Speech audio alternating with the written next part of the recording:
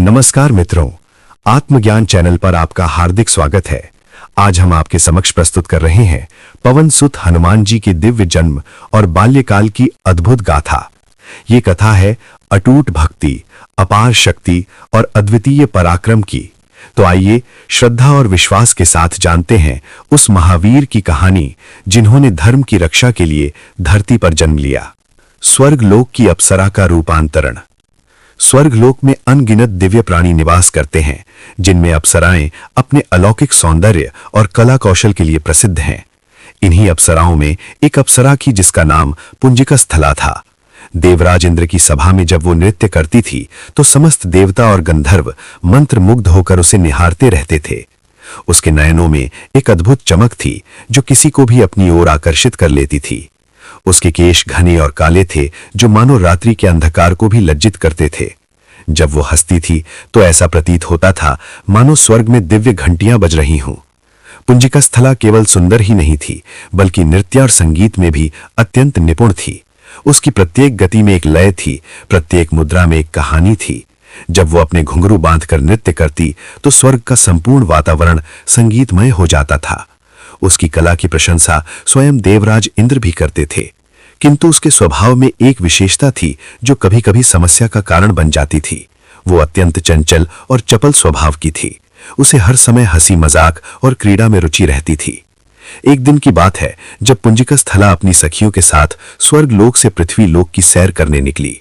वो और उसकी सखियां आकाश में विचरण करते हुए विभिन्न स्थानों पर जाती रहीं। उन्होंने सुंदर झरनों को देखा जहां निर्मल जल कलकल करता हुआ बह रहा था, घने वनों को देखा जहां विविध प्रकार के पुष्प खिले हुए थे और उनकी सुगंध से समस्त वातावरण महक रहा था। पर्वत शिखरों को देखा जो बादलों को छू रहे थे। सभी अप्सराएं इस दृश्य का आनंद ले रही थीं। उसी समय उन्हें घने वन में एक पवित्र आश्रम दिखाई दिया। वो आश्रम अत्यंत शांत और दिव्य प्रतीत हो रहा था। आश्रम के चारों ओर विशाल वृक्ष थे जिनकी छाया में शीतलता थी। एक पवित्र सरिता आश्रम के पास से बह रही थी। अप्सराओं ने सोचा कि क्यों ना इस सुंदर स्थान को निकट से देखा जाए। वे सभी नीचे उतर आईं और आश्रम की ओर बढ़ने लगीं। जैसे ही वे आश्रम के समीप पहुंची, उन्होंने देखा कि एक वट वृक्ष के नीचे एक महान तपस्वी ऋषि गहन ध्यान में लीन बैठे हैं। उनका शरीर दुबला पतला था जो वर्षों की कठोर तपस्या का प्रमाण था। उनके मुख पर एक दिव्य तेज था और उनकी जटाएं उनके कंधों तक लटक रही थीं। वे पूर्णतः निश्चल थे, मानो कोई प्रतिमा हो। उनके चारों ओर एक अदृश्य शक्ति का आभास हो रहा था। यह स्पष्ट था कि वे कोई साधारण तपस्वी नहीं, बल्कि एक महान सिद्ध पुरुष थे जो वर्षों से कठोर तप कर रहे थे। पुंजिकस्थला की सखियां तो उस दृश्य को देखकर श्रद्धा से भर गईं और चुपचाप दूर खड़ी हो गईं, किंतु पुंजिकस्थला के चंचल मन में एक शरारत सूझी। उसने सोचा कि क्यों ना इन तपस्वी का ध्यान भंग करके कुछ मनोरंजन किया जाए। वो ये भूल गई कि किसी की तपस्या में विघ्न डालना कितना बड़ा अपराध है। अपनी चंचलता और अज्ञानता के कारण उसने मुनिवर की तपस्या में बाधा उत्पन्न करने का निश्चय कर लिया। पुंजिकस्थला ने सर्वप्रथम अपनी मधुर हंसी से ऋषि का ध्यान भंग करने का प्रयास किया। जब इससे कोई प्रभाव नहीं पड़ा तो उसने मधुर स्वर में गीत गाना प्रारंभ किया। फिर उसने नृत्य करना शुरू किया। उसके घुंघरुओं की मधुर ध्वनि और उसके नृत्य की लयबद्ध गति से वातावरण गूंज उठा, परंतु महान तपस्वी अभी भी अपने ध्यान में स्थिर थे। ये देखकर पुंजिकस्थला ने और भी अधिक प्रयास किए। उसने विभिन्न प्रकार की चेष्टाएं की और हास्यास्पद मुद्राएं बनाई। अंततः उसकी इन हरकतों से महर्षि की समाधि में विघ्न पड़ा। उन्होंने अपने नेत्र खोले और सामने खड़ी उस अप्सरा को देखा जो अभी भी अपनी शरारत में लगी हुई थी। जब पुंजिकस्थला ने ऋषि की खुली आंखें देखी तो उसे अपनी गलती का आभास हुआ। उसने देखा कि ऋषि के नेत्रों में क्रोध की ज्वाला धधक रही थी। उनके तप की शक्ति इतनी प्रबल थी कि उनकी दृष्टि मात्र से वातावरण में एक तीव्र ऊर्जा का संचार हो गया। महर्षि ने गंभीर स्वर में कहा, हे अप्सरा, तुमने बहुत बड़ा अपराध किया है। मैं पिछले 12 वर्षों से इस कठोर तपस्या में लीन था और आज मेरी समाधि पूर्ण होने वाली थी, किंतु तुमने अपनी चंचलता और अज्ञानता के कारण मेरे वर्षों के तप को भंग कर दिया। तुमने एक साधक का अपमान किया है। किसी तपस्वी की साधना में बाधा उत्पन्न करना सबसे बड़ा पाप है। अतः मैं तुम्हें शाप देता हूं कि तुम वानर योनि में जन्म लोगी। ये सुनकर पुंजिकस्थला सन्न रह गई। उसे अपनी भूल का एहसास हो गया था। वो तुरंत ऋषि के चरणों में गिर पड़ी और अत्यंत दीनता से क्षमा मांगने लगी। उसके नेत्रों से अश्रुधारा बह निकली। उसने कहा, हे मुनिवर, मैंने बहुत बड़ी भूल की है। मैं अत्यंत मूर्ख और अज्ञानी हूं। मुझे अपनी गलती का गहरा पश्चाताप है। कृपया मुझे क्षमा कर दें और इस शाप से मुक्ति का कोई उपाय बताएं। पुंजिकास्थला की सच्ची पश्चाताप भरी वाणी सुनकर और उसके अश्रुपूरित नेत्र देखकर ऋषि का कठोर हृदय कुछ द्रवित हो गया। महर्षि जानते थे कि क्रोध में दिया गया शाप तो अब वापस नहीं लिया जा सकता, किंतु वे अपनी करुणा से उसे कुछ सांत्वना अवश्य दे सकते थे। उन्होंने गहरी सांस ली और शांत स्वर में बोले, हे देवकन्या, मेरे द्वारा दिया गया वचन असत्य नहीं हो सकता। तुम्हें वानर योनि में अवश्य जन्म लेना होगा, ये तो निश्चित है। किंतु तुम्हारे इस सच्चे पश्चाताप को देखकर मैं तुम्हें एक वरदान देता हूं। महर्षि ने आगे कहा, हे देवी, तुम अपनी इच्छा के अनुसार किसी भी समय अपना रूप परिवर्तित कर सकोगी। तुम चाहो तो मानव रूप धारण कर सकोगी और चाहो तो वानर रूप में रह सकोगी। इसके अतिरिक्त मैं तुम्हें यह भी वरदान देता हूं कि तुम एक महान वीर पुरुष की जननी बनने का सौभाग्य प्राप्त करोगी। तुम्हारा पुत्र अपने पराक्रम, बल और बुद्धि से तीनों लोकों में विख्यात होगा। उसकी कीर्ति युगों युगों तक अमर रहेगी। इस प्रकार ऋषि के शाप और वरदान दोनों के साथ पुंजिकास्थला स्वर्गलोक से पृथ्वीलोक में आई। समय आने पर वो एक महान वानर राज कुंजर की पुत्री के रूप में जन्मी। उसका नाम अंजना रखा गया। यद्यपि वो वानर कुल में जन्मी थी, किंतु उसमें दिव्य गुण विद्यमान थे। अंजना अत्यंत रूपवती, गुणवती और सदाचारी थी। वो अपने पिता की अत्यंत प्रिय पुत्री थी। जब अंजना युवा हुई तो उसके सौंदर्य और गुणों की ख्याति दूर दूर तक फैल गई। अनेक वानर राजकुमार उससे विवाह करने की इच्छा रखते थे, किंतु वानर राज कुंजर एक योग्य और पराक्रमी वर की खोज में थे। उसी समय उन्हें सुमेरु पर्वत के शक्तिशाली वानर राज केसरी के विषय में ज्ञात हुआ। केसरी अपने अपार बल, असीम पराक्रम और न्यायप्रियता के लिए प्रसिद्ध थे। वे एक महान योद्धा थे और उनकी वीरता की कहानियां सर्वत्र गाई जाती थीं। वानर राज कुंजर ने केसरी से संपर्क किया और अपनी पुत्री अंजना का हाथ उनके लिए मांगा। केसरी ने जब अंजना के गुणों के विषय में सुना तो वे सहर्ष इस संबंध के लिए तैयार हो गए। शुभ मुहूर्त में अंजना और केसरी का विवाह संपन्न हुआ। ये विवाह अत्यंत धूमधाम से हुआ। समस्त वानरों ने इस शुभ अवसर पर आनंद मनाया। अंजना अपने पति के साथ सुमेरु पर्वत पर रहने चली गई। सुमेरु पर्वत अत्यंत सुंदर और पवित्र स्थान था। यहाँ घने वन थे, निर्मल जलधाराएं थीं और शांत वातावरण था। अंजना को यह स्थान बहुत पसंद आया। वो अपने पति की सेवा में तत्पर रहती थी और एक आदर्श पत्नी के समस्त कर्तव्यों का निर्वहन करती थी। केसरी भी अपनी पत्नी से अत्यंत प्रेम करते थे। उनका दाम्पत्य जीवन सुखमय था, किंतु एक कमी उनके जीवन में थी, संतान सुख, संतान की कामना। अंजना और वानर राज केसरी का वैवाहिक जीवन अत्यंत सुखमय और समृद्ध था। वे एक दूसरे के प्रति समर्पित थे और परस्पर गहरे प्रेम से बंधे थे। सुमेरु पर्वत पर उनका निवास स्थान अत्यंत रमणीय था। प्रातःकाल जब सूर्य की प्रथम किरणें पर्वत शिखरों को स्पर्श करती थीं, तो संपूर्ण वातावरण स्वर्णिम आभा से जगमगा उठता था। पक्षियों का कलरव, झरनों का संगीत और शीतल मंद पवन का स्पर्श, ये सब मिलकर एक स्वर्गीय अनुभूति प्रदान करता था। किंतु इस बाहरी सुख के बावजूद अंजना और केसरी के हृदय में एक गहरी खाली जगह थी। दिन महीनों में बदल गए, महीने वर्षों में परिवर्तित हो गए, परंतु उनकी गोद सूनी रही। जब अन्य वानर परिवारों के बच्चों की किलकारी उनके कानों में पड़ती तो उनका हृदय व्यथा से भर जाता था। अंजना जब छोटे वानर शिशुओं को अपनी माताओं की गोद में खेलते देखती तो उसकी आंखों में अश्रु छलक आते थे। उसके मातृत्व की प्यासी आत्मा तड़प उठती थी।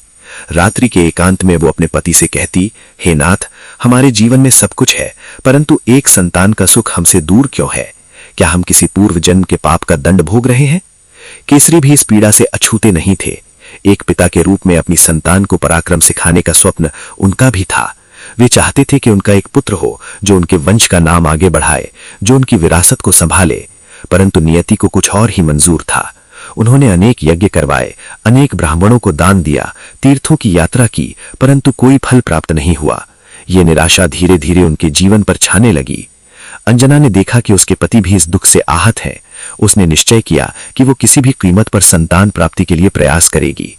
एक दिन सूर्योदय से पूर्व ही वो अपने शयन कक्ष से उठी और अपने पति के चरणों में बैठ गई। केसरी ने जागकर पूछा, हे प्रिय, इतनी प्रातः क्या बात है? अंजना ने दृढ़ स्वर में कहा, स्वामी, मैं घोर तपस्या करने का संकल्प लिए हूं। मैं अपने शरीर को कष्ट देकर, उपवास रखकर, किसी देवता को प्रसन्न करके संतान सुख अवश्य प्राप्त करूंगी। मुझे आपकी आज्ञा और आशीर्वाद चाहिए। केसरी का हृदय भारी हो गया। उन्होंने अपनी प्रिय पत्नी को देखा, जिसके नेत्रों में दृढ़ संकल्प था। उन्होंने कहा, यदि यही तुम्हारा निर्णय है तो मैं तुम्हें रोकूंगा नहीं, परंतु तुम्हारे बिना ये महल मेरे लिए सूने हो जाएंगे। शीघ्र लौट आना। अंजना ने अपने पति से आशीर्वाद लिया और किष्किंधा के घने वनों की ओर प्रस्थान कर गईं। वे एक ऐसे स्थान पर पहुंची जहां घना जंगल था, जहां मनुष्यों का आना जाना नहीं था। वहां पवन देव का वरदान। मुनि मतंग के चरणों में अपना शीश नवाकर और उनका आशीर्वाद प्राप्त कर माता अंजना ने एक नए उत्साह और आशा के साथ वृषभाचल पर्वत की ओर प्रस्थान किया। उनके हृदय में अब निराशा का अंधकार नहीं, बल्कि एक दिव्य विश्वास का प्रकाश जगमगा रहा था। मुनि के वचन उनके कानों में निरंतर गूंज रहे थे, तुम्हारा पुत्र स्वयं भगवान शिव का अंश होगा। ये विचार ही उनकी रगों में नई ऊर्जा का संचार करने के लिए पर्याप्त था। वृषभाचल पर्वत का मार्ग अत्यंत दुर्गम और कठिन था। कटीली झाड़ियां, नुकीले पत्थर और खड़ी चढ़ाई किसी साधारण स्त्री के मनोबल को तोड़ने के लिए पर्याप्त थे। किंतु अंजना अब साधारण स्त्री नहीं रह गई थीं, वे एक साधिका बन चुकी थीं। उनके पैरों में छाले पड़ गए, किंतु उनके कदम नहीं रुके। वे निरंतर आगे बढ़ती रहीं, केवल एक ही लक्ष्य को अपनी आंखों में बसाए, आकाश गंगा तीर्थ और पवन देव का साक्षात्कार। अंततः कई दिनों की कठिन यात्रा के पश्चात वे उस पवित्र स्थल पर पहुंची जिसका वर्णन महर्षि मतंग ने किया था। वहां का दृश्य वास्तव में अलौकिक था। आकाश गंगा तीर्थ का जल स्फटिक की भांति स्वच्छ और निर्मल था। झरने के गिरने की ध्वनि ऐसी प्रतीत होती थी मानो प्रकृति स्वयं निरंतर ओम का नाद कर रही हो। चारों ओर सुगंधित पुष्प खिले थे और वातावरण में एक अजीब सी शांति थी जो मन के समस्त विकारों को शांत कर देती थी। अंजना ने उस पवित्र जल में स्नान किया। शीतल जल के स्पर्श ने उनकी शारीरिक थकान को क्षण भर में हर लिया। शुद्ध होकर उन्होंने पवित्र वस्त्र धारण किए और जल के किनारे एक समतल शिला पर अपना आसन जमाया। उन्होंने अपने मन को सांसारिक मोह माया से पूरी तरह विरक्त कर लिया और अपनी चेतना को केवल एक बिंदु पर केंद्रित किया, वायुदेव। उनकी कठोर तपस्या का दूसरा चरण अब प्रारंभ हुआ। ये तपस्या पहले से भी अधिक भीषण थी। अंजना ने अपने चारों ओर पंचाग्नि नहीं जलाई, बल्कि उन्होंने अपने भीतर भक्ति की अग्नि प्रज्वलित कर ली थी। वे पद्मासन में स्थित हो गईं, उनके नेत्र बंद थे, श्वास की गति अत्यंत मंद हो गई थी और अंतर्मन में केवल एक ही मंत्र का जाप चल रहा था, ओम वायुदेवाय नमः। ऋतुएं बदलीं, ग्रीष्म ऋतु आई। सूर्यदेव ने आकाश से अग्नि की वर्षा की। धरती तपकर तांबे जैसी हो गई, किंतु अंजना अपने आसन से नहीं डिगी। पसीने की धाराएं उनके शरीर से बहती गईं, परंतु उनका ध्यान भंग नहीं हुआ। फिर वर्षा ऋतु आई। मूसलाधार वर्षा ने वन को जलमग्न कर दिया।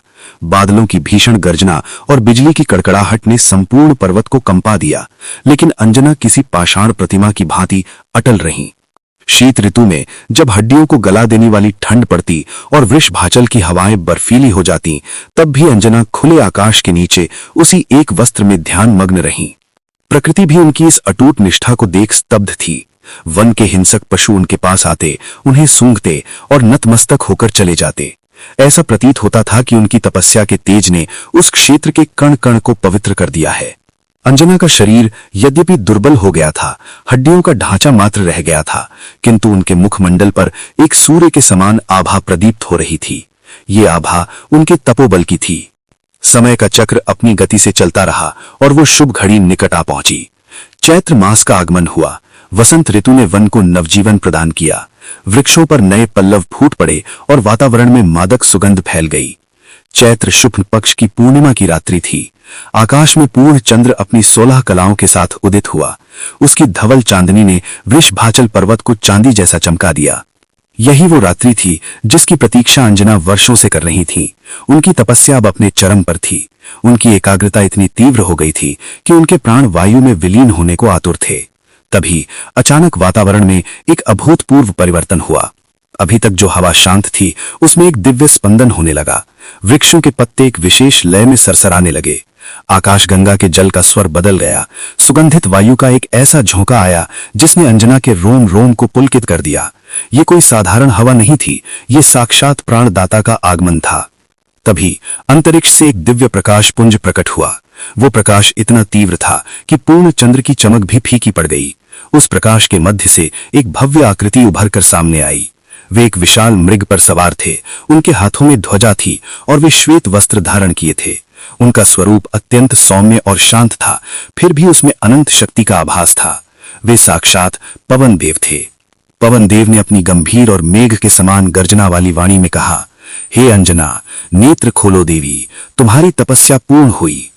पवन देव की वाणी सुनकर अंजना की समाधि भंग हुई। उन्होंने धीरे धीरे अपने नेत्र खोले। सामने साक्षात वायुदेव को देखकर उनकी आंखों से अश्रुधारा बह निकली। ये सुख के आंसू थे, ये पूर्णता के आंसू थे। वे अपने आसन से उठी और लड़खड़ाते कदमों से आगे बढ़कर पवन देव के चरणों में गिर पड़ी। उनका कंठ अवरुद्ध हो गया था, वाणी मुख से फूट नहीं रही थी। पवन देव ने स्नेहपूर्वक कहा, उठो देवी, मैं तुम्हारी कठोर साधना, तुम्हारे त्याग और तुम्हारी अटूट निष्ठा से अत्यंत प्रसन्न हूं। तीनों लोकों में तुम्हारी जैसी तपस्विनी विरल ही है। तुमने अपने तपोबल से मुझे यहां आने पर विवश कर दिया है। मांगो, तुम क्या वरदान चाहती हो? आज मेरे पास तुम्हारे लिए कुछ भी अदेय नहीं है। अंजना ने हाथ जोड़कर गदगद स्वर में कहा, हे चराचर जगत के प्राण, हे मरुत नंदन, यदि आप मेरी सेवा और भक्ति से प्रसन्न हैं तो मुझे अपनी कृपा का प्रसाद दीजिए। मुझे धन, संपदा या स्वर्ग का सुख नहीं चाहिए। मेरे और मेरे पति वानर राज केसरी के जीवन में केवल एक ही अभाव है। मुझे एक पुत्र चाहिए, एक ऐसा पुत्र जो साधारण न हो, जो बल में, बुद्धि में और पराक्रम में अद्वितीय हो, जिसका यश तीनों लोकों में फैले और जो धर्म की रक्षा करने में सक्षम हो। पवन देव मंद मंद मुस्कुराए। वे जानते थे कि नियति क्या चाहती है। भगवान शिव के 11वें रुद्र अवतार के प्रकट होने का समय आ चुका था और अंजना ही वो माध्यम थी। पवन देव ने अपना हाथ उठाकर आशीर्वाद की मुद्रा बनाई और कहा, तथास्तु, हे देवी अंजना, तुम्हारी इच्छा अवश्य पूर्ण होगी। तुमने मुझसे एक पुत्र मांगा है। मैं तुम्हें वचन देता हूं कि तुम्हें एक ऐसा पुत्र प्राप्त होगा जिसकी समानता करने वाला इस ब्रह्मांड में कोई नहीं होगा। पवन देव का स्वर और भी गंभीर और तेजस्वी हो गया। उन्होंने कहा, सुनो देवी, तुम्हारा पुत्र कोई साधारण जीव नहीं होगा। चूंकि तुमने मेरी आराधना की है और मैं तुमसे प्रसन्न हूं, इसलिए मैं स्वयं अपने अंश रूप में तुम्हारे गर्भ से अवतार लूंगा। तुम्हारा पुत्र मेरे समान ही वायु वेग वाला होगा। वो मन की गति से कहीं भी जा सकेगा। उसका शरीर वज्र के समान कठोर होगा। अग्नि उसे जला नहीं सकेगी, जल उसे डुबो नहीं सकेगा और काल भी उसका कुछ नहीं बिगाड़ सकेगा। अंजना मंत्रमुग्ध होकर सुन रही थी। पवन देव ने आगे कहा, वो बुद्धिमानों में अग्रगण्य होगा। ज्ञान और विज्ञान का कोई ऐसा क्षेत्र नहीं होगा जिससे वो अनभिज्ञ होगा। वो अजर अमर होगा और सबसे महत्वपूर्ण बात, वो भगवान श्री राम का परम भक्त होगा। उसका जीवन प्रभु की सेवा के लिए ही समर्पित होगा। उसके रोम रोम में भक्ति का वास होगा। संसार उसे संकट मोचन के नाम से जानेगा, क्योंकि वो अपने भक्तों के समस्त संकटों को हरने वाला होगा। ये कहते हुए पवन देव ने अपनी दिव्य शक्ति का एक अंश, जो स्वर्ण आभा के रूप में था, अपनी हथेली में प्रकट किया। उसी समय भगवान शिव का वो तेज, जो ऋषियों द्वारा सुरक्षित रखा गया था, वायुदेव के माध्यम से वहां उपस्थित हुआ। पवन देव ने कर्ण के माध्यम से उस दिव्य तेज को माता अंजना के शरीर में स्थापित कर दिया। अंजना को एक अलौकिक अनुभूति हुई। उन्हें लगा मानो ब्रह्मांड की समस्त ऊर्जा उनके भीतर समाहित हो गई है। उनका शरीर, जो तपस्या से क्षीण हो चुका था, पुनः कांतिवान और तेजस्वी हो गया। पवन देव ने अंतिम आशीर्वाद देते हुए कहा, जाओ देवी, अपने घर लौट जाओ। उचित समय आने पर चैत्र शुक्ल पूर्णिमा के ही दिन तुम्हारे घर उस महाबली का आगमन होगा। तुम्हारा नाम सदा के लिए अमर हो जाएगा। संसार तुम्हें वीर माता अंजना के रूप में पूजेगा। इतना कहकर पवन देव अंतर्ध्यान हो गए। वहां केवल उनकी सुगंध और शांति शेष रह गई। माता अंजना ने धरती को स्पर्श कर प्रणाम किया और आकाश की ओर कृतज्ञतापूर्ण दृष्टि डाली। उनका मन आनंद के सागर में गोते लगा रहा था। अब उन्हें सुमेरु पर्वत लौटना था, अपने पति केसरी को यह शुभ समाचार देने के लिए कि उनके घर साक्षात रुद्र अवतार ले रहे हैं। वातावरण में एक नया उल्लास था। पक्षी चहचहाने लगे थे और हवाएं मानो गा रही थीं कि महावीर आ रहे हैं, संकट मोचन आ रहे हैं। अंजना ने अपनी यात्रा पुनः प्रारंभ की, लेकिन इस बार उनके कदमों में थकान नहीं, बल्कि एक मां बनने का गर्व और उत्साह था। शिव का अंश, एकादश रुद्र का अवतरण। दर्शकों, अब तक हमने सुना कि किस प्रकार माता अंजना ने कठोर तपस्या करके पवन देव को प्रसन्न किया और उनसे पुत्र प्राप्ति का वरदान पाया। किंतु हनुमान जी के जन्म के पीछे एक और अत्यंत गूढ़ और दिव्य रहस्य छिपा है, जो देवों के देव महादेव से जुड़ा है। हनुमान जी केवल पवन पुत्र ही नहीं, बल्कि साक्षात भगवान शिव के एकादश रुद्र अवतार भी हैं। आइए इस अलौकिक कथा के उस अध्याय को जानते हैं जहां शिव और शक्ति का अद्भुत मिलन होता है। ये कथा उस समय की है जब समुद्र मंथन के पश्चात भगवान विष्णु ने मोहिनी रूप धारण किया था। उस समय भगवान शंकर अपनी समाधि में लीन थे। जब वे समाधि से जागे तो उन्होंने देवताओं के मुख से भगवान विष्णु के उस मोहिनी रूप की अद्भुत प्रशंसा सुनी, जिसने असुरों को मोहित करके देवताओं को अमृत पान कराया था। भगवान शिव, जो स्वयं कामदेव को भस्म करने वाले हैं और जितेंद्रिय हैं, उनके मन में प्रभु नारायण के उस मायावी रूप को देखने की तीव्र उत्कंठा जागी। भगवान शिव माता पार्वती और अपने गणों के साथ भगवान विष्णु के पास पहुंचे। उन्होंने विष्णु जी से आग्रह किया, हे प्रभु, मैंने सुना है कि आपने विश्व कल्याण के लिए एक अत्यंत अद्भुत और मनमोहक नारी का रूप धारण किया था। मेरे मन में उस रूप के दर्शन की प्रबल इच्छा है। कृपया मुझे भी अपनी उस माया का दर्शन कराएं। भगवान विष्णु मंद मंद मुस्कुराए। वे जानते थे कि ये सब विधि दिव्य खीर का प्रसंग, दो युगों का मिलन। दर्शकों, विधि का विधान अत्यंत विचित्र और अद्भुत होता है। एक ओर जहां सुमेरु पर्वत की कंदराओं में माता अंजना भगवान शिव और वायुदेव की कठोर आराधना कर रही थीं, वहीं दूसरी ओर अयोध्या की पवित्र भूमि पर एक और महान घटना आकार ले रही थी। ये वो समय था जब त्रेता युग अपने चरम उत्कर्ष की ओर बढ़ रहा था। नियति दो महान अवतारों श्री राम और हनुमान के आगमन की पटकथा एक साथ लिख रही थी। आइए अब हम अपना ध्यान अयोध्या की ओर ले चलते हैं। अयोध्या नगरी, जो सरयू नदी के तट पर बसी थी, उस समय वेद मंत्रों के उच्च स्वर से गूंज रही थी। रघुकुल शिरोमणि महाराज दशरथ, जो अत्यंत प्रतापी और धर्मपरायण राजा थे, संतान सुख से वंचित थे। अपनी वृद्धावस्था में उन्होंने गुरु वशिष्ठ की आज्ञा और ऋष्यशृंग मुनि के सानिध्य में पुत्रेष्टि यज्ञ यानी पुत्र कामेष्टि यज्ञ का अनुष्ठान किया था।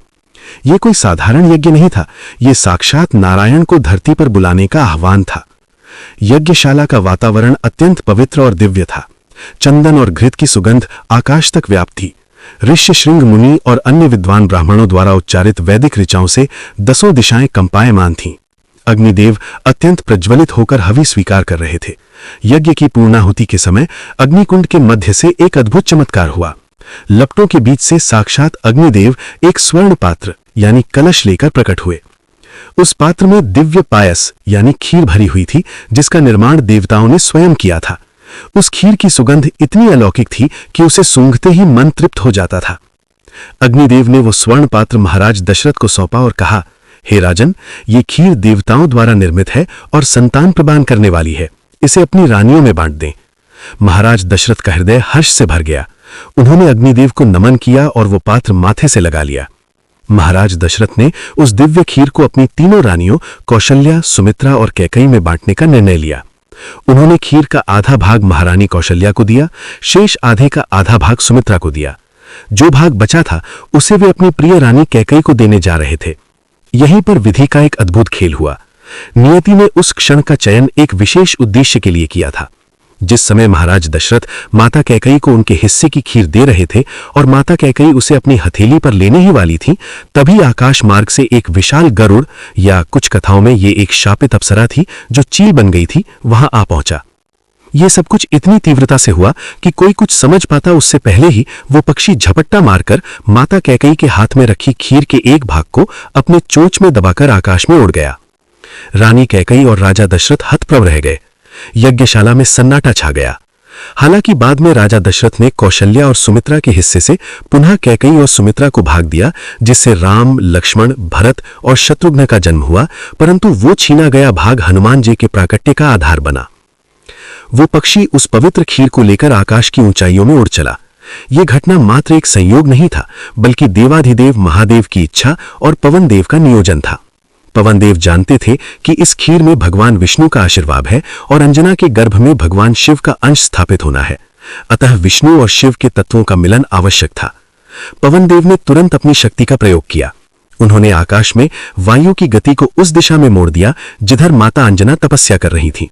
वो पक्षी वायु के वेग के साथ सुमेरु पर्वत की ओर बढ़ने लगा। पवन देव के प्रभाव से वो पक्षी सम्मोहित सा हो गया था। उसे पता ही नहीं चल रहा था कि वो कहां जा रहा है। वो केवल वायु के प्रवाह में बहता चला गया। हजारों योजन की दूरी क्षण भर में तय हो गई। वो पक्षी उस घने वन के ऊपर पहुंचा जहां माता अंजना एक शिला पर बैठी हुई थी। अंजना उस समय गहन ध्यान में थी। उनके नेत्र बंद थे और हथेलियां एक दूसरे से जुड़ी हुई अंजलि मुद्रा में थीं। वे भगवान शिव का स्मरण कर रही थीं और मन ही मन कह रही थीं, हे प्रभु, मेरी तपस्या स्वीकार करें। तभी पवन देव ने उस पक्षी की चोंच पर एक अदृश्य प्रहार किया, या वायु का ऐसा दबाव बनाया कि पक्षी की पकड़ ढीली हो गई। वो दिव्य खीर जो अभी भी गर्म और पवित्र थी, सीधे नीचे गिरने लगी। पवन देव ने अपनी कोमल लहरों पर उस खीर को संभाला और उसे किसी फूल की पंखुड़ी की भांति धीरे धीरे माता अंजना की खुली हुई अंजलि यानी हथेलियों में गिरा दिया। हथेलियों पर कुछ गर्म और सुगंधित पदार्थ का स्पर्श पाकर माता अंजना की समाधि भंग हुई। उन्होंने नेत्र खोले तो देखा कि उनकी हथेलियों में अत्यंत सुगंधित खीर रखी है। वे आश्चर्यचकित रह गईं। इस निर्जन वन में जहां मीलों तक कोई मनुष्य नहीं है, वहां ये सुमिष्ट भोजन कहां से आया? उन्होंने चारों ओर देखा, ऊपर आकाश की ओर देखा, परंतु उन्हें कोई दिखाई नहीं दिया। तभी आकाशवाणी हुई या पवन देव ने उनके कानों में कहा, हे अंजना, ये कोई साधारण भोजन नहीं है, ये यज्ञ प्रसाद है। ये देवताओं का आशीर्वाद है जिसे साक्षात पशुपतिनाथ और नारायण ने तुम्हारे लिए भेजा है। इसे ग्रहण करो, इसी के प्रभाव से तुम्हारी मनोकामना पूर्ण होगी। माता अंजना, जो अपने पति की आज्ञा और ऋषि के वचनों का पालन कर रही थी, समझ गई कि ये ईश्वर की लीला है। उन्होंने उस प्रसाद को मस्तक से लगाया और अत्यंत श्रद्धापूर्वक उसे ग्रहण कर लिया। जैसे ही वो दिव्य खीर माता अंजना के उदर में पहुंची, एक अद्भुत रासायनिक और आध्यात्मिक प्रक्रिया हुई। वो दिव्य खीर जो पुत्रेष्टि यज्ञ का प्रतिफल थी और माता अंजना के भीतर पहले से ही पवन देव द्वारा स्थापित शिव का तेज था, ये दोनों एक हो गए। विष्णु तत्व यानी खीर के रूप में और शिव तत्व यानी तेज के रूप में, ये विष्णु और शिव का महामिलन था। इस प्रकार माता अंजना गर्भवती हुई। उनके गर्भ में एक ऐसे बालक का निर्माण प्रारंभ हुआ जिसमें राम की सेवा का भाव और शिव का अपार बल समाहित था। खीर खाने के पश्चात माता अंजना को एक अलौकिक तृप्ति का अनुभव हुआ। उन्हें लगा कि उनका तप पूर्ण हो गया है। उनका शरीर कुंदन की तरह दमकने लगा। अब वो प्रतीक्षा का समय प्रारंभ हुआ जब इस ब्रह्मांड के सबसे बड़े भक्त और सबसे शक्तिशाली योद्धा का जन्म होने वाला था। अयोध्या में माता कौशल्या के गर्भ में श्री राम आकार ले रहे थे और इधर किष्किंधा के वनों में माता अंजना के गर्भ में श्री हनुमान। दोनों का जन्म एक ही उद्देश्य के लिए हो रहा था, धर्म की रक्षा और अधर्म का नाश। माता अंजना अब वापस अपने महल में लौट आईं। वानर राज केसरी ने जब अपनी पत्नी के तेजस्वी स्वरूप को देखा और वृत्तांत सुना तो वे अत्यंत प्रसन्न हुए। पूरा वानर समाज उस शुभ घड़ी की प्रतीक्षा करने लगा। प्रकृति में शुभ संकेत दिखने लगे। हवाएं शीतल होकर बहने लगी, दिशाएं स्वच्छ हो गईं, मानो पूरी सृष्टि कह रही हो, स्वागत है उस महावीर का जो असंभव को संभव करेगा। दर्शकों, ये खीर का प्रसंग हमें सिखाता है कि जब ईश्वर की इच्छा होती है तो वे असंभव साधनों जैसे एक पक्षी के माध्यम से भी अपने कार्य सिद्ध कर लेते हैं। राम और हनुमान का संबंध जन्म से पूर्व ही इस खीर के माध्यम से जुड़ गया था। वे एक ही यज्ञ के प्रसाद से प्रकट हुए थे, इसलिए वे दो शरीर होते हुए भी एक प्राण थे। अगले भाग में हम साक्षी बनेंगे उस ऐतिहासिक क्षण के जब चैत्र पूर्णिमा की प्रातः बेला में संकट मोचन हनुमान जी का जन्म हुआ। कैसे देवताओं ने स्वर्ग से पुष्प वर्षा की, कैसा था वो बाल रूप, ये सब जानेंगे हम कथा के अगले अध्याय में। महावीर का जन्म, एक युग का उदय। दर्शकों, प्रतीक्षा की घड़ियां समाप्त हुईं। वो पावन बेला आ ही गई जिसके लिए देवता, ऋषि मुनि और स्वयं प्रकृति लालायित थी। त्रेता युग का वो समय जब धर्म की रक्षा के लिए एक महाशक्ति का अवतरण होना था। अयोध्या में जहां श्री राम का बाल्यकाल आरंभ हो रहा था, वहीं किष्किंधा के समीप सुमेरु पर्वत पर एक नया सूर्य उदय होने वाला था। समय था चैत्र मास के शुक्ल पक्ष की पूर्णिमा तिथि। वार था मंगलवार। ये वही दिन था जब ब्रह्मांड के समस्त ग्रह नक्षत्र अपनी उच्च राशि में स्थित होकर एक अद्भुत राजयोग और केसरी योग का निर्माण कर रहे थे। चित्रा नक्षत्र आकाश में अपनी पूर्ण आभा के साथ चमक रहा था। सूर्यदेव अपनी प्रथम रश्मियों के साथ क्षितिज पर उदित हो रहे थे, मानो वे अपने शिष्य और अपने तेज के अंश का स्वागत करने के लिए आतुर हों। सुमेरु पर्वत के उस पवित्र महल में जहां माता अंजना निवास करती थीं, अचानक एक दिव्य प्रकाश का विस्फोट हुआ। यह प्रकाश इतना तीव्र था कि कक्ष में रखे दीपकों की लौ मध्यम पड़ गई। वातावरण में वेदों की ध्वनियां गूंजने लगीं और ठीक उसी क्षण जब सूर्य की पहली किरण ने पृथ्वी का स्पर्श किया, माता अंजना की कोख से उस दिव्य बालक का जन्म हुआ। बालक का अलौकिक स्वरूप, ये कोई साधारण शिशु नहीं था। जन्म लेते ही इस बालक ने रोना नहीं बल्कि ओम का गंभीर नाद किया। जब दासियों और स्वयं माता अंजना ने बालक की ओर देखा तो वे विस्मित रह गईं। बालक का शरीर रक्त और मांस का नहीं बल्कि तपाए हुए शुद्ध सुवर्ण यानी सोने की भांति दमक रहा था। उनका वर्ण सुमेरु पर्वत की चोटियों जैसा स्वर्णिम और लालिमा लिए हुए था। उनके नेत्र साधारण नहीं थे, वे पिंगल वर्ण के थे, अर्थात लाल और भूरे रंग का मिश्रण जिनमें अग्नि जैसी तेजस्विता और सागर जैसी गहराई एक साथ थी। उन नन्हे नेत्रों में अभी से निर्भयता झलक रही थी। सबसे आश्चर्यजनक बात यह थी कि यह बालक जन्म से ही आभूषणों से सुसज्जित था।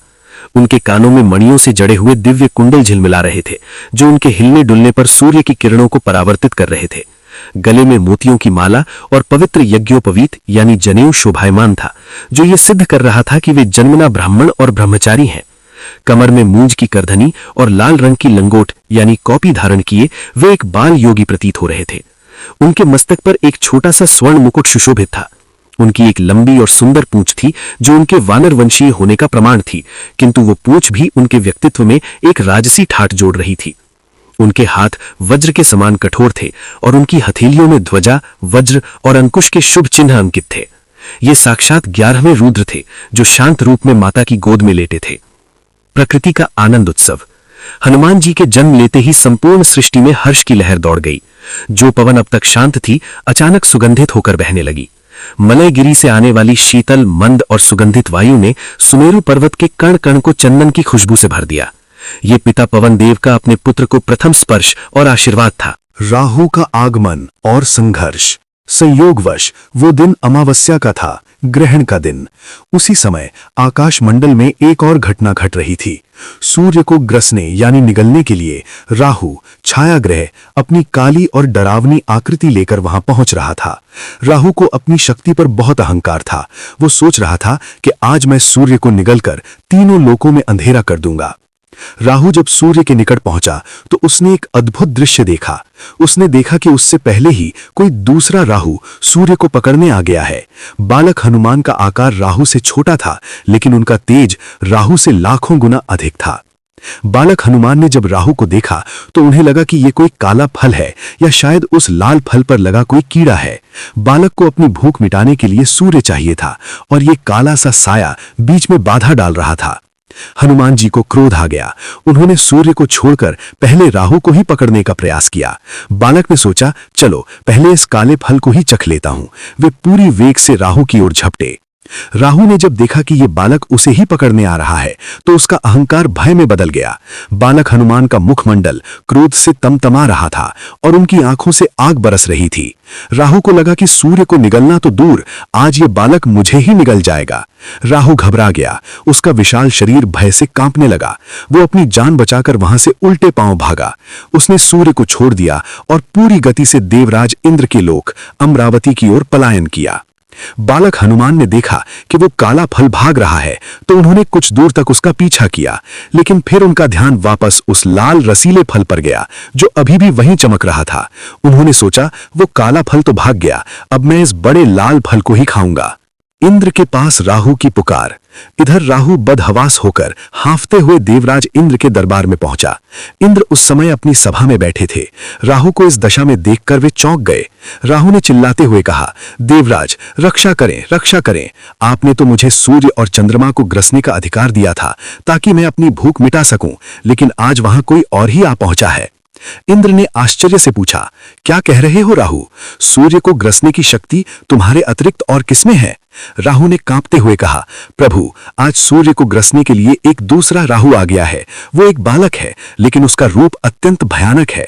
वो सूर्य को फल समझकर खाने आया था, लेकिन जब मैं बीच में आया तो वो मुझे ही खाने दौड़ा। मैं बड़ी कठिनाई से अपने प्राण बचाकर भागा हूं। यदि आपने कुछ नहीं किया तो वो बालक सूर्य को खा जाएगा और संपूर्ण सृष्टि अंधकारमय हो जाएगी। राहु की बात सुनकर देवराज इंद्र चिंतित हो उठे। सूर्य पर संकट का अर्थ था समस्त सृष्टि के प्राणों पर संकट। वे तुरंत अपने सिंहासन से उठे। उन्होंने अपना अमोघ अस्त्र वज्र धारण किया और अपने वाहन ऐरावत हाथी पर सवार होकर राहु के साथ घटनास्थल की ओर चल पड़े। इंद्र के मन में क्रोध भी था और जिज्ञासा भी कि आखिर वो कौन सा बालक है जिसने राहु जैसे ग्रह को भी भयभीत कर दिया। उधर आकाश में बालक हनुमान अब सूर्य के बिल्कुल निकट पहुंच चुके थे। वे अपना विशाल मुख खोलकर सूर्य को निगलने ही वाले थे। सृष्टि थम सी गई थी। क्या एक बालक सूर्य को निगल लेगा? दर्शकों, ये क्षण इतिहास का सबसे रोमांचक क्षण था। एक तरफ बालहट, दूसरी तरफ इंद्र का क्रोध। अब आगे क्या होगा? जब इंद्र का सामना महाबली हनुमान से होगा तो क्या परिणाम निकलेगा? ये हम जानेंगे अगले भाग इंद्र का वज्र प्रहार में। इंद्र का वज्र प्रहार एक दुखद और प्रलयकारी घटना। दर्शकों, अब हम कथा के उस अत्यंत संवेदनशील और रोमांचक मोड़ पर पहुंच चुके हैं जिसने न केवल हनुमान जी के जीवन की दिशा बदल दी बल्कि संपूर्ण ब्रह्मांड को एक भयानक संकट में डाल दिया। आकाश मंडल में एक और बाल हट थी तो दूसरी तरफ सत्ता का अहंकार। राहु के उकसाने पर देवराज इंद्र अपने वाहन ऐरावत पर सवार होकर तीव्र गति से घटना स्थल पर पहुंचे। उन्होंने देखा कि एक नन्हा बालक जो सूर्य के समान ही तेजस्वी है, आकाश में निर्भय होकर विचरण कर रहा है। इंद्र को यह देखकर घोर आश्चर्य हुआ कि सूर्य के इतने निकट होने पर भी यह बालक जल नहीं रहा है। ऐरावत को खिलौना समझना। बालक मारुति यानी हनुमान की दृष्टि जब सामने से आते हुए देवराज इंद्र पर पड़ी तो उनका ध्यान इंद्र पर नहीं बल्कि उनके वाहन ऐरावत पर अटक गया। ऐरावत एक विशाल श्वेत वर्ण और 4 दांतों वाला अद्भुत हाथी था। बालक हनुमान ने जैसे ही उस सुंदर सफेद हाथी को देखा, उनका बाल मन मचल उठा। उन्होंने सोचा, ओह, वो लाल फल को बहुत गर्म है और दूर भी है, लेकिन ये सफेद खिलौना तो बहुत सुंदर है, मैं इसी से खेलूंगा। बालक हनुमान ने तुरंत सूर्य को छोड़ दिया और किलकारी मारते हुए ऐरावत हाथी को पकड़ने के लिए लपके। वे पूरी शक्ति और वेग से इंद्र की ओर बढ़े। देवराज इंद्र ने, जो पहले से ही राहु की बातों से भ्रमित और क्रोधित थे, बालक के इस कृत्य को समझ नहीं पाए। उन्हें लगा कि यह बालक कोई साधारण शिशु नहीं बल्कि कोई मायावी असुर है जो मुझ पर और मेरे वाहन पर आक्रमण करने आ रहा है। इंद्र ने बालक को चेतावनी देने का प्रयास किया, परंतु वो अबोध बालक तो अपनी धुन में मगन था। उसे तो बस वो सफेद हाथी चाहिए था। जब बालक हनुमान अत्यंत निकट आ गए तो देवराज इंद्र का धैर्य टूट गया। क्रोध और आवेश में आकर उन्होंने वो अनर्थ कर दिया जिसकी कल्पना भी किसी ने नहीं की थी। इंद्र ने अपने हाथ में धारण किया हुआ अमोघ और सबसे घातक अस्त्र वज्र उठाया। यह वही वज्र था जिसे महर्षि दधीचि की अस्थियों से बनाया गया था और जिससे बड़े बड़े पर्वतों को भी चूर्ण किया जा सकता था। इंद्र ने बिना परिणाम विचारे वो वज्र पूरी शक्ति से उस नन्हे बालक पर चला दिया। वज्र का आघात और मूर्छा। वज्र अपनी भयानक गर्जना के साथ बालक की ओर बढ़ा। चूंकि हनुमान जी को अनेक वरदान प्राप्त थे और वे शिव के अंश थे, इसलिए वज्र उनके प्राण तो नहीं ले सकता था, लेकिन इंद्र के अस्त्र का मान भी रखना आवश्यक था। वो वज्र सीधे जाकर बालक की बाईं ठुड्डी यानी चिन पर लगा। संस्कृत में ठुड्डी को हनु कहते हैं। वज्र के प्रहार से बालक की ठुड्डी टूट गई और वो टेढ़ी हो गई। उस भीषण आघात से बालक अचेत हो गए, मूर्छित हो गए। उनका शरीर शिथिल पड़ गया और वे आकाश मार्ग से गुरुत्वाकर्षण के कारण तेजी से नीचे गिरने लगे। यह दृश्य अत्यंत हृदय विदारक था। वो नन्हा बालक जो कुछ क्षण पूर्व सूर्य को पकड़ने का साहस कर रहा था, अब बेसुध होकर एक पत्थर की भांति धरती की ओर गिर रहा था। अंततः वे एक पर्वत शिखर पर जा गिरे। पवन देव का विलाप और क्रोध, ये सब कुछ इतनी शीघ्रता से हुआ कि पवन देव कुछ समझ नहीं पाए। जब उन्होंने अपने प्राण प्रिय पुत्र को वज्र से आहत होकर गिरते देखा तो उनकी ममता चीत्कार कर उठी। वे वायु वेग से नीचे आए और अपने मूर्छित पुत्र को अपनी गोद में उठा लिया। बालक का शरीर निस्तेज पड़ा था, उसकी श्वास रुकी हुई थी और ठुड्डी से रक्त बह रहा था। अपने निर्दोष पुत्र की यह दशा देखकर पवन देव का दुख भीषण क्रोध में परिवर्तित हो गया। उनकी आंखों में आंसू और हृदय में प्रतिशोध की ज्वाला धधक उठी। पवन देव ने सोचा, मैंने सदैव देवताओं की सेवा की है, मैंने ही इस सृष्टि में जीवन का संचार किया है, और आज देवराज इंद्र ने मेरे ही पुत्र के साथ ऐसा क्रूर व्यवहार किया। एक अबोध बालक पर वज्र का प्रहार। यदि देवताओं को अपनी शक्ति का इतना ही अहंकार है तो मैं भी उन्हें दिखा दूंगा कि वायु के बिना उनकी शक्ति क्या है। क्रोधित होकर पवन देव अपने पुत्र को लेकर एक गहरी गुफा कंदरा में चले गए। उन्होंने निर्णय लिया कि अब वे सृष्टि में संचरण नहीं करेंगे। उन्होंने अपनी गति को पूरी तरह रोक दिया। सृष्टि में हाहाकार, त्राहिमाम। जैसे ही पवन देव ने अपनी गति रोकी, ब्रह्मांड में महाप्रलय जैसी स्थिति उत्पन्न हो गई। वायु का बहना बंद हो गया, और वायु केवल हवा नहीं है, वायु तो प्राण है। प्राणियों का संकट। पृथ्वी के समस्त प्राणियों, मनुष्य, पशु, पक्षी का दम घुटने लगा। वे स्वाद लेने के लिए तड़पने लगे। मछली जैसे जल के बिना तड़पती है, वैसे ही जीव वायु के बिना तड़पने लगे। न कोई सांस ले पा रहा था, न छोड़ पा रहा था। अग्नि का बुझना। वायु के अभाव में अग्निदेव भी शक्तिहीन हो गए। यज्ञ की अग्नियां बुझ गईं, जिससे देवताओं को हवि यानी भोजन मिलना बंद हो गया। रसोइयों में चूल्हे ठंडे पड़ गए। प्रकृति का स्तब्ध हो जाना। वृक्षों के पत्ते हिलना बंद हो गए। नदियों का प्रवाह थमने लगा। बादलों की गति रुक गई। संपूर्ण सृष्टि जड़वत हो गई। ऐसा प्रतीत होने लगा मानो जीवन का अंत निश्चित है। देवताओं की व्याकुलता। इसका प्रभाव केवल पृथ्वी पर ही नहीं, स्वर्गलोक और पाताल लोक पर भी पड़ा। देवताओं का कंठ भी सूखने लगा, उनका तेज क्षीण होने लगा। इंद्र का ऐरावत भी व्याकुल होकर चिंघाड़ने लगा। चारों ओर केवल एक ही ध्वनि सुनाई दे रही थी, त्राहिमाम त्राहिमाम, रक्षा करो, प्राण बचाओ। असुर, गंधर्व, यक्ष, किन्नर और देवता सभी मृत्यु के भय से कांप उठे। उन्हें समझ आ गया कि पवन देव के कोप के कारण ये संकट आया है। इंद्र को भी अपनी भूल का भयंकर पश्चाताप होने लगा। उन्होंने सोचा, मैंने क्रोध में आकर ये क्या कर दिया, एक बालक पर वज्र चलाकर संपूर्ण सृष्टि को संकट में डाल दिया। ब्रह्मा जी की शरण में देवता। जब स्थिति नियंत्रण से बाहर हो गई और लगा कि सृष्टि का विनाश अटल है, तब सभी देवता, ऋषि, मुनि और गंधर्व व्याकुल होकर प्रजापिता ब्रह्मा जी के पास सत्यलोक पहुंचे। सभी का शरीर निस्तेज हो चुका था, वाणी लड़खड़ा रही थी। उन्होंने ब्रह्मा जी के चरणों में गिरकर प्रार्थना की, हे पितामह, रक्षा करें, संसार में वायु का संचार रुक गया है, समस्त जीव मृत्यु के मुख में हैं। यदि शीघ्र ही वायुदेव को प्रसन्न नहीं किया गया तो आपकी ये रची हुई सृष्टि आज ही समाप्त हो जाएगी। ब्रह्मा जी ने सर्वज्ञ होकर गंभीर स्वर में कहा, हे देवताओं, तुमने घोर अनर्थ किया है। इंद्र ने उस बालक पर वज्र चलाकर पवन देव का अपमान किया है, जो स्वयं शिव का अंश है। वायु के बिना जीवन संभव नहीं है। हमें तुरंत पवन देव के पास जाना होगा और उन्हें मनाना होगा। केवल वे ही इस संकट को दूर कर सकते हैं। तब ब्रह्मा जी के नेतृत्व में इंद्र, सूर्य, यम, वरुण, कुबेर और अन्य सभी देवता उस गुफा की ओर चल पड़े, जहां रुष्ट पवन देव अपने मूर्छित पुत्र को गोद में लिए बैठे थे। यह दृश्य अत्यंत करुण और गंभीर था। एक पिता का क्रोध पूरी दुनिया पर भारी पड़ रहा था।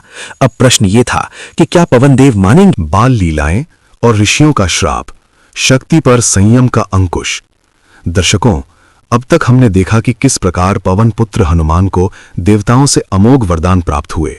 ब्रह्मा जी का ज्ञान, इंद्र का वज्र जैसा शरीर, वायु की गति और अग्नि की तेजस्विता, इन सब ने मिलकर उस नन्हे बालक को ब्रह्मांड का सबसे शक्तिशाली जीव बना दिया था।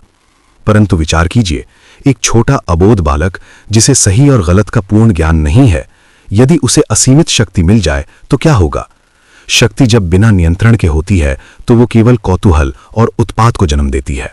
हनुमान जी के साथ भी यही हुआ। देवताओं के वरदानों ने उन्हें निर्भय और निडर बना दिया था और बचपन की चंचलता ने उन्हें नटखट। महाबली की अद्भुत क्रीड़ाएं, सुमेरु पर्वत और उसके आसपास के वन अब बालक हनुमान के खेल के मैदान बन चुके थे। साधारण बच्चों के खिलौने मिट्टी के होते हैं, परंतु हनुमान जी के खिलौने साक्षात वनराज, शेर, हाथी और विशाल पर्वत थे। वे जंगल में जाते और सोए हुए शेरों की पूंछ खींचकर उन्हें जगा देते। जब शेर दहाड़ता तो हनुमान जी किलकारी मारकर हंसते। वे विशालकाय हाथियों को अपनी सूंड से पकड़कर ऐसे घुमा देते जैसे कोई बालक चक्री घुमाता है। बड़े बड़े वृक्षों को उखाड़कर वे एक स्थान से दूसरे स्थान पर लगा देते। वे पर्वतों की चोटियों को गेंद की तरह उछालने लगते। माता अंजना और पिता केसरी पहले तो अपने पुत्र के पराक्रम को देखकर प्रसन्न होते, लेकिन धीरे धीरे ये चंचलता चिंता का विषय बनने लगी। पवन देव भी अपने पुत्र की इन हरकतों को देखकर मुस्कुराते, क्योंकि वायु तो स्वयं चंचल होती है। ऋषियों के आश्रम में उत्पात। धीरे धीरे हनुमान जी का साहस और बढ़ गया। अब वे केवल जंगल के पशुओं के साथ ही नहीं खेलते थे, बल्कि वे उन स्थानों पर भी जाने लगे जहां ऋषि मुनि घोर तपस्या करते थे। सुमेरु पर्वत और उसके आसपास के वनों में भृगु, अंगिरा और अन्य महान ऋषियों के पवित्र आश्रम थे। वहां शांति और नियम का वास था, लेकिन हनुमान जी के लिए वो सब एक नया खेल था। कल्पना कीजिए उस दृश्य की। ऋषिगण पवित्र अग्नि जलाकर यज्ञ कर रहे हैं, मंत्रों का उच्चारण हो रहा है, वातावरण अत्यंत गंभीर है। तभी अचानक आंधी की तरह बालक हनुमान वहां पहुंचते हैं। वे अपनी बाल बुद्धि के कारण ये नहीं समझ पाते थे कि ये कोई गंभीर कार्य हो रहा है। वे कभी यज्ञकुंड की अग्नि को अपनी फूंक से बुझा देते, कभी ऋषियों के कमंडल यानी जल पात्र का पवित्र जल पी जाते या उसे उलट देते। कभी कभी तो वे ऋषियों की वलकल यानी पेड़ की छाल के वस्त्र खींचकर भाग जाते। कभी कभी तो वे ध्यानमग्न ऋषियों की गोद में जाकर बैठ जाते या उनके कान में जोर से आवाज लगा देते, जिससे ऋषियों की समाधि भंग हो जाती। ऋषिगण अत्यंत धैर्यवान होते हैं। प्रारंभ में उन्होंने सोचा कि ये एक अबोध बालक है, इसे क्षमा कर देना चाहिए। वे उसे समझाते, पुत्र ऐसा मत करो, ये पाप है। लेकिन हनुमान जी को उन वरदानों का सुरक्षा कवच प्राप्त था। उन पर किसी साधारण डांट फटकार का असर नहीं होता था। जब ऋषि उन्हें रोकने का प्रयास करते तो हनुमान जी अपनी मायावी शक्ति से कभी छोटा रूप बनाकर छिप जाते तो कभी विशाल रूप धारण कर उन्हें डरा देते। देवताओं के वरदान के कारण ऋषियों का कोई भी साधारण दंड उन पर बेअसर था। ब्रह्मा जी और शिव जी के आशीर्वाद ने उन्हें अभेद्य बना रखा था। सहनशीलता की सीमा और श्राप का निर्णय। दिन प्रतिदिन हनुमान जी का उपद्रव बढ़ता गया। आश्रमों में यज्ञ होना दुर्लभ हो गया। ऋषियों की साधना खंडित होने लगी। अब ये केवल बाल लीला नहीं रह गई थी, बल्कि धर्म कर्म में बाधा बन गई थी। ऋषियों को चिंता होने लगी कि यदि इस बालक की शक्ति को नियंत्रित नहीं किया गया तो यह भविष्य में सृष्टि के संतुलन के लिए संकट बन सकता है। शक्ति का अहंकार विनाश का कारण बन सकता है। एक दिन भृगु और अंगिरा वंश के ऋषियों का समूह एक अत्यंत महत्वपूर्ण यज्ञ कर रहा था। बालक हनुमान वहां पहुंचे और उन्होंने यज्ञ की सारी सामग्री बिखेर दी और यज्ञ वेदी को ही तोड़ दिया। ये देखकर ऋषियों का धैर्य समाप्त हो गया। उन्होंने अनुभव किया कि अब इस बालक को दंड देने के अतिरिक्त कोई मार्ग नहीं है। यह दंड द्वेष भावना से नहीं, बल्कि सुधार की भावना से आवश्यक था। जैसे एक वैद्य कड़वी औषधि देकर रोगी को ठीक करता है, वैसे ही ऋषियों ने एक कठोर निर्णय लिया। सभी तपस्वी ऋषि एक साथ खड़े हुए। उन्होंने अपने कमंडल से जल हाथ में लिया। उनके नेत्रों में तपोबल की अग्नि थी। उन्होंने बालक हनुमान की ओर देखा, जो अभी भी मुस्कुरा रहे थे, अपनी शक्ति के मद में चूर। ऋषियों ने गंभीर वाणी में श्राप दिया, हे वानर बालक, तुझे अपने बल पर बहुत अभिमान है। जिन शक्तियों के कारण तू हम तपस्वियों को सता रहा है और धर्म कार्यों में बाधा डाल रहा है, हम तुझे श्राप देते हैं कि तू अपनी समस्त शक्तियों को भूल जाएगा। आश्रम में सन्नाटा छा गया। ऋषियों ने आगे कहा, तू ये भूल जाएगा कि तू कितना बलशाली है। तू ये भूल जाएगा कि तू उड़ सकता है। तू एक साधारण वानर की भांति ही व्यवहार करेगा। तेरे भीतर का वो अनंत बल सुप्त यानी सोया हुआ हो जाएगा। बालक हनुमान हतप्रभ रह गए। उन्हें अचानक लगा कि उनके भीतर से कुछ खो गया है। तभी देवताओं ने आकाश से ऋषियों से प्रार्थना की, हे मुनिवरों, ये बालक भविष्य में ईश्वरीय कार्य के लिए जन्मा है। यदि ये अपनी शक्ति भूल गया तो राम काज कैसे होगा, राक्षसों का नाश कैसे होगा? कृपया इस श्राप का अंत भी बताएं। ऋषियों का क्रोध शांत हुआ। उन्होंने देखा कि बालक अब शांत खड़ा है। उनका हृदय पसीज गया। उन्होंने श्राप में संशोधन करते हुए कहा, हमारा वचन मिथ्या नहीं होगा। शक्ति तो ये भूला रहेगा, किंतु जब भविष्य में कोई महान कार्य उपस्थित होगा और कोई विद्वान इसे इसकी शक्तियों का स्मरण कराएगा, तब इसका बल लौट आएगा और ये पहले से भी अधिक तेजस्वी हो जाएगा। श्राप बना वरदान, विनम्रता का पाठ। दर्शकों, ये श्राप हनुमान जी के जीवन की सबसे महत्वपूर्ण घटनाओं में से एक है। देखने में ये एक दंड लगता है, लेकिन वास्तव में ये एक वरदान था। कल्पना कीजिए, यदि हनुमान जी अपनी शक्तियों को याद रखते और उनमें बचपन वाला अहंकार रह जाता, तो क्या वे राम के दास बन पाते? क्या वे सुग्रीव के सेवक बन पाते? कदापि नहीं। इस श्राप ने हनुमान जी के व्यक्तित्व को पूरी तरह बदल दिया। वो तूफानी बालक अब एक शांत और सौम्य सागर बन गया। उनका स्वभाव अत्यंत विनम्र हो गया। वे अपनी माता और बड़ों की आज्ञा का पालन करने लगे। वे भूल गए कि वे पर्वत उठा सकते हैं या सूर्य को पकड़ सकते हैं। यही विस्मृति यानी भूलना उन्हें भक्त बनने की ओर ले गई, क्योंकि जहां अहंकार होता है वहां भक्ति नहीं हो सकती। ऋषियों ने उनकी शक्तियों को लॉक कर दिया था, जिसकी चाबी भविष्य में जामवंत जी के पास सुरक्षित थी, जो लंका जाने के समय उस ताले को खोलने वाले थे। अब सुमेरु पर्वत पर शांति थी। बालक हनुमान अब उत्पात नहीं मचाते थे, बल्कि माता अंजना के पास बैठकर कहानियां सुनते थे। ये शांति एक नए अध्याय की शुरुआत थी, शिक्षा और संस्कारों का अध्याय। माता अंजना ने देखा कि उनका पुत्र अब शांत है, तो उन्होंने उसे सही दिशा देने का निर्णय लिया। एक माँ कैसे अपने पुत्र को राम नाम की ओर मोड़ती है और कैसे हनुमान जी ने सूर्यदेव से शिक्षा प्राप्त की, ये सब हम जानेंगे अगले अत्यंत प्रेरणादायक भाग, माता अंजना का प्रभाव और सूर्यदेव से शिक्षा में। माता अंजना का प्रभाव, प्रथम गुरु और भक्ति का बीजारोपण। दर्शकों, जीवन में शक्ति का होना आवश्यक है, किंतु शक्ति को सही दिशा देने के लिए संस्कारों का होना उससे भी अधिक महत्वपूर्ण है। ऋषियों के श्राप ने बालक मारुति की असीमित शक्तियों को सुप्त कर दिया था। उनका अहंकार मिट गया था। अब वे एक कोरी स्लेट की भांति थे और इस कोरी स्लेट पर राम भक्ति की स्वर्णिम गाथा लिखने का कार्य किया उनकी माता और प्रथम गुरु देवी अंजना ने। माता अंजना केवल एक जननी ही नहीं थी, वे एक तपस्विनी और विदुषी नारी थीं। वे जानती थीं कि उनका पुत्र साधारण नहीं है।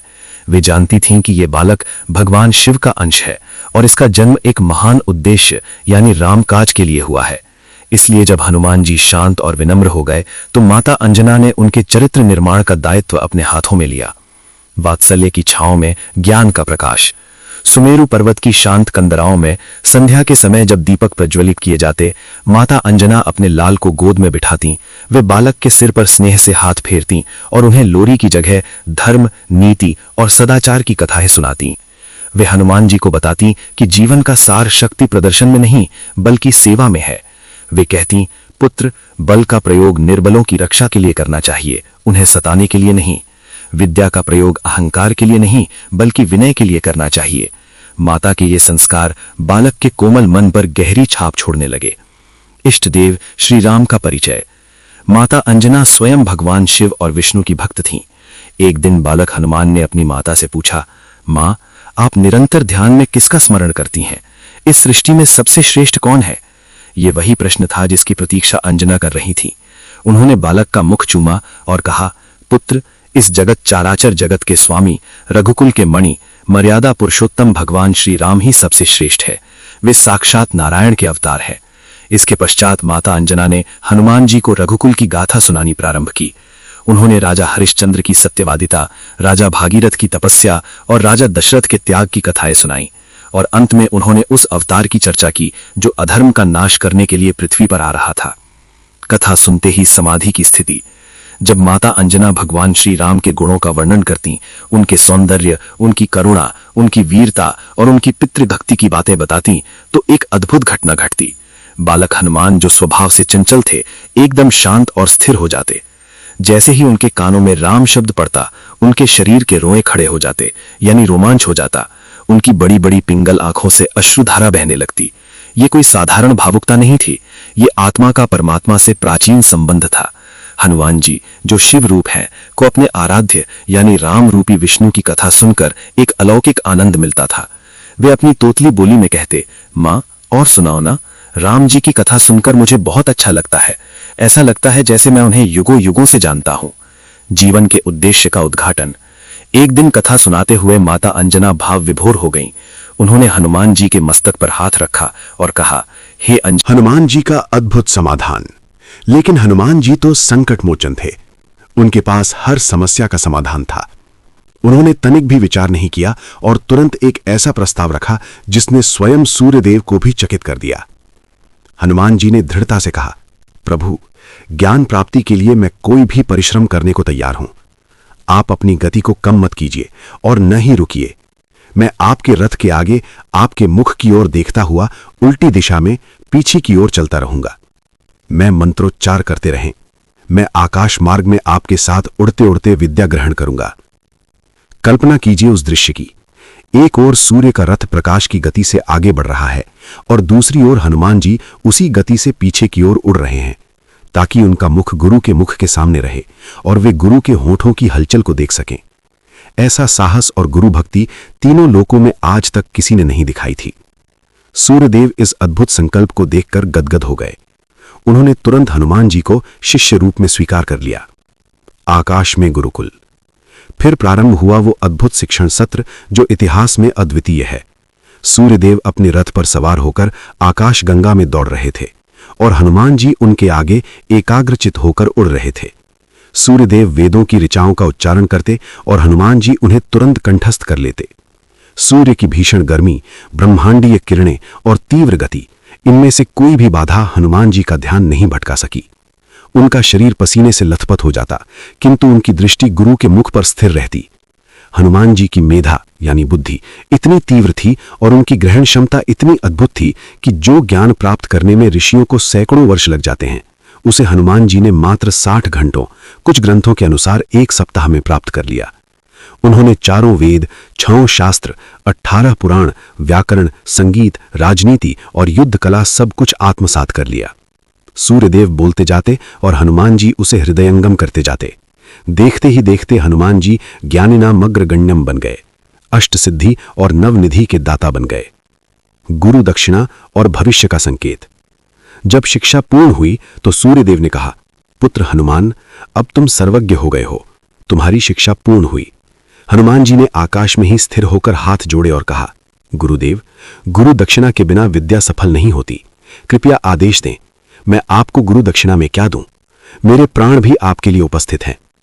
सूर्यदेव ने भविष्य को देखते हुए एक बहुत ही महत्वपूर्ण गुरु दक्षिणा मांगी। वे जानते थे कि भविष्य में श्री राम का अवतार कार्य होना है और उनके वानर पुत्र सुग्रीव को सहायता की आवश्यकता होगी। सूर्यदेव ने कहा, पुत्र, यदि तुम मुझे गुरु दक्षिणा देना ही चाहते हो तो मेरे एक वचन का पालन करो। मेरा पुत्र सुग्रीव किष्किंधा में रहता है। वो अपने भाई बाली के भय से दुखी और निर्वासित जीवन जी रहा है। वो अकेला और असहाय है। तुम उसके पास जाओ और उसके मंत्री और रक्षक बनो। तुम्हें आजीवन उसका साथ देना होगा और उसकी रक्षा करनी होगी। हनुमान जी ने मस्तक झुकाकर कहा, जो आज्ञा गुरुदेव, मैं वचन देता हूं कि मैं आजीवन सुग्रीव की रक्षा करूंगा और उनका मार्गदर्शन करूंगा। पूर्णता की प्राप्ति। इस प्रकार हनुमान जी ने सूर्यदेव से विदा ली। अब वे सुमेरु पर्वत पर वापस लौट रहे थे, लेकिन अब वे वो चंचल बालक नहीं थे। अब वे एक महाज्ञानी, महाबलशाली और परम विरक्त युवक थे। उनके पास इंद्र का बल था, ब्रह्मा का ज्ञान था, शिव का तेज था, वायु का वेग था और अब सूर्य की बुद्धिमत्ता भी थी। वे पूर्ण हो चुके थे। हनुमान जी सीधे किष्किंधा गए और वहां सुग्रीव से मिले। यही वो मिलन था जिसने भविष्य में राम सुग्रीव मित्रता की नींव रखी। यदि हनुमान जी सुग्रीव के पास न होते तो शायद राम जी को सीता की खोज में वानर सेना का सहयोग कभी नहीं मिल पाता। उपसंहार। दर्शकों, हनुमान जी की शिक्षा का यह प्रसंग हमें सिखाता है कि यदि शिष्य के भीतर सच्ची लगन हो तो गुरु और विद्या स्वयं उसे प्राप्त हो जाती है। हनुमान जी ने यह सिद्ध किया कि ज्ञान प्राप्ति के लिए सुविधा नहीं बल्कि समर्पण की आवश्यकता होती है। अब हनुमान जी तैयार थे। मंच सज चुका था। प्रतीक्षा थी तो बस उस क्षण की जब वे अपने आराध्य प्रभु श्री राम से मिलेंगे। क्या आपको पता है कि हनुमान जी से श्री राम की पहली भेंट कैसे हुई और उन्होंने कैसे सुग्रीव और राम की मित्रता करवाई? ये सब हम देखेंगे अपनी अगली श्रृंखला में। यहां हम हनुमान जन्म कथा को विराम देते हैं। एक श्रापित अप्सरा के पुत्र, एक नटखट बालक से लेकर ब्रह्मांड के सबसे बड़े ज्ञानी और योद्धा बनने की ये यात्रा हमें सदैव प्रेरित करती रहेगी। प्रिय दर्शकों, ये थी पवन पुत्र हनुमान के दिव्य जन्म और बाल्यकाल की पावन कथा। उनका जीवन हमें सिखाता है कि सच्ची भक्ति, अटूट विश्वास और गुरु सेवा से जीवन में कोई भी लक्ष्य प्राप्त किया जा सकता है। यदि आपको यह कथा प्रेरणादायक लगी हो तो कृपया आत्मज्ञान चैनल को सब्सक्राइब करें, वीडियो को लाइक करें और अपने प्रियजनों के साथ शेयर करें। कमेंट में जय हनुमान या जय श्री राम लिखकर पवन सुत के चरणों में अपनी श्रद्धा अर्पित करें। आगामी कथाओं में हम हनुमान जी के महान कार्यों, उनकी श्री राम से भेंट और लंका दहन जैसी अविस्मरणीय घटनाओं का वर्णन करेंगे। तब तक के लिए आप सभी पर हनुमान जी की कृपा बनी रहे। जय श्री राम, जय हनुमान। उपसंहार। एक महाकाव्य का विश्राम और नई यात्रा का आरंभ। प्रिय दर्शकों, आज हमने और आपने मिलकर एक अद्भुत और अलौकिक यात्रा पूरी की है। ये यात्रा थी समय के उस पार जाने की, जहां त्रेता युग में भक्ति और शक्ति का सबसे महान सूर्य उदय हुआ था। आत्मज्ञान चैनल पर प्रस्तुत हनुमान जन्म और बाल्यकाल की ये विस्तृत गाथा केवल एक कहानी नहीं थी, बल्कि ये ऊर्जा, समर्पण और ईश्वरीय लीला का एक ऐसा प्रवाह था जिसने निश्चय ही आपके और हमारे अंतर्मन को स्पर्श किया होगा। हमने देखा कि कैसे स्वर्ग की एक चंचल अप्सरा पुंजिकस्थला ऋषि के श्राप के कारण वानर राजपुत्री अंजना बनी। ये प्रसंग हमें सिखाता है कि कभी-कभी जीवन में मिलने वाले कष्ट या श्राप भी वास्तव में किसी बहुत बड़े ईश्वरीय वरदान की भूमिका होते हैं। यदि माता अंजना को वो श्राप न मिला होता तो शायद धरती को हनुमान जैसा रक्षक कभी प्राप्त नहीं होता। माता अंजना और वानर राज केसरी की तपस्या हमें धैर्य और संकल्प का पाठ पढ़ाती है। उन्होंने ये सिद्ध किया कि यदि ईश्वर पर अटूट विश्वास हो तो प्रकृति के नियम भी बदल जाते हैं और वायुदेव और महादेव स्वयं पुत्र रूप में आपकी गोद में आ सकते हैं। हमने साक्षी भाव से अनुभव किया उस दिव्य क्षण को जब चैत्र पूर्णिमा की प्रातः बेला में महाबली का जन्म हुआ। कैसे शिव का तेज, वायु का वेग और अंजना की भक्ति एक ही शरीर में समाहित हो गई। फिर हमने बाल हनुमान की उन नटखट लीलाओं का आनंद लिया जो देखने में तो साधारण बाल सुलभ क्रीड़ाएं थीं, परंतु वास्तव में वे उनकी असीम शक्तियों का परिचय थीं। सूर्य को फल समझकर खाने का प्रयास करना। ये घटना हमें सिखाती है कि यदि लक्ष्य के प्रति निष्ठा हो तो बालक भी आकाश को छू सकता है। ये निर्भयता का सबसे बड़ा उदाहरण है। इंद्र के वज्र प्रहार और हनुमान जी की मूर्छा ने हमें यह बताया कि शक्ति का मार्ग कांटों से भरा होता है। परंतु जब माता पवनदेव का क्रोध जागा और सृष्टि थम गई तो यह संदेश मिला कि माता पिता का प्रेम दुनिया की सबसे बड़ी शक्ति है। तत्पश्चात देवताओं द्वारा दिए गए वरदानों ने हनुमान जी को अजेय और अमर बना दिया। ब्रह्मा का ज्ञान, इंद्र का वज्र जैसा शरीर, सूर्य का तेज, यम की अभयता, ये सब मिलकर हनुमान जी के व्यक्तित्व को पूर्ण बनाते हैं। ऋषियों के श्राप का प्रसंग इस कथा का सबसे महत्वपूर्ण मोड़ था। जब हनुमान जी अपनी शक्तियों के अहंकार में ऋषियों को सताने लगे तो ऋषियों ने उन्हें उनकी शक्तियां भूलने का श्राप दिया। यह हमें सिखाता है कि शक्ति का होना ही पर्याप्त नहीं है, उस पर नियंत्रण और विनम्रता का होना अनिवार्य है। वो श्राप वास्तव में एक वरदान था जिसने हनुमान जी को उद्दंडता से रोककर भक्ति के मार्ग पर मोड़ दिया। यदि उन्हें अपनी शक्तियों का भान रहता तो शायद वे राम के दास न बनकर शक्ति के मद में चूर एक योद्धा मात्र रह जाते। उस विस्मृति ने ही उन्हें एक सच्चा साधक बनाया। और अंत में हमने देखा सूर्यदेव के साथ उनकी अद्भुत गुरु शिष्य परंपरा को, जहां गुरु भाग रहे हैं और शिष्य पीछे की ओर चलते हुए विद्या ग्रहण कर रहा है। यह समर्पण की पराकाष्ठा है। यह सिद्ध करता है कि यदि सीखने की ललक हो तो कठिन से कठिन परिस्थिति में भी ज्ञान प्राप्त किया जा सकता है। हनुमान जी ने सूर्यदेव से न केवल वेद शास्त्र सीखे बल्कि उनसे निरंतर कर्मशील रहने का गुण भी सीखा। हनुमान जी के व्यक्तित्व से सीख। दर्शकों, बाल्यकाल की यह कथा हमें जीवन जीने की कला सिखाती है। 1. लक्ष्य के प्रति समर्पण। जैसे बाल हनुमान ने सूर्य को लक्ष्य बनाया, वैसे ही हमें अपने जीवन के लक्ष्यों के प्रति एकाग्र रहना चाहिए। 2. विनम्रता। अपार शक्ति होने के बाद भी हनुमान जी शांत और सेवक भाव में रहते हैं। यह सिद्ध करता है कि विद्या और शक्ति फलदार वृक्ष की तरह झुकना सिखाती है। 3. गुरु सेवा। सूर्यदेव की कठिन शर्तों को मानकर उन्होंने जो गुरु भक्ति दिखाई वो आज की युवा पीढ़ी के लिए आदर्श है। 4. सेवा भाव। अपनी समस्त विद्या और शक्ति का उपयोग उन्होंने स्वयं के सुख के लिए नहीं बल्कि सुग्रीव की रक्षा और आगे चलकर प्रभु श्री राम के कार्य के लिए किया। चैनल का संदेश और आवाहन।